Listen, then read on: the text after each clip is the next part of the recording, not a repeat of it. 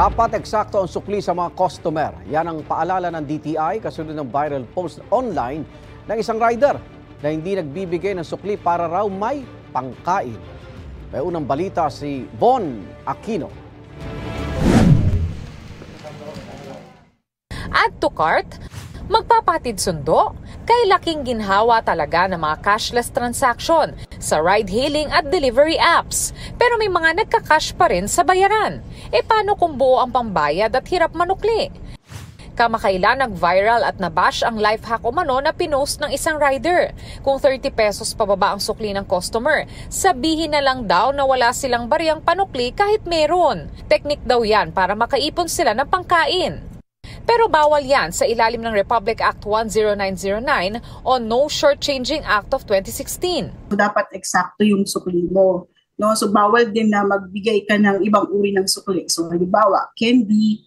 Trabaho ng negosyo na magsukli ng tama at sakto. At sabi ng DTI, saklaw ng batas ang mga ride-hailing at delivery app kahit wala pa sila noong isa batas ito. Pwede siyang isang type ng informal business at ang informal business ay kasama or sakop ng no shortchanging. Nakausap namin ang uploader ng viral post at kanyang nilinaw. Joke lang yung post na yun, katuwaan lang. Hindi raw siya magsusorry sa mga nagalit na netizen. Hindi rin daw siya naniniwalang gawain ng mga rider ang di magsukli ng tama. Kasi alam kong kahit barya yun, pera nila yun eh. Hindi porkat nag-post ako ng ganun, sa akin yun na ibubunton yung mga galit ko doon sa mga rider na yun. Ito naman ang diskarte ng mga delivery at motorcycle taxi rider na nakausap namin para makapagsukli ng tama. Naghanap muna ako sa tindahan. Pwede ka naman magpabarya kahit na 100 o 50 pesos. Prepared mo na kahit na tig piso o 5 piso. May option naman po para yung kakulangan ko, through e-wallet ko na lang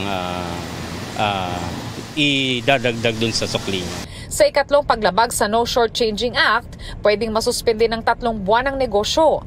At sa ika-4, mas malaki ang multa at makakansela pa ang license to operate.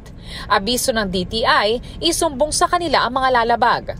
Itong unang balita, Von Aquino para sa GMA Integrated News.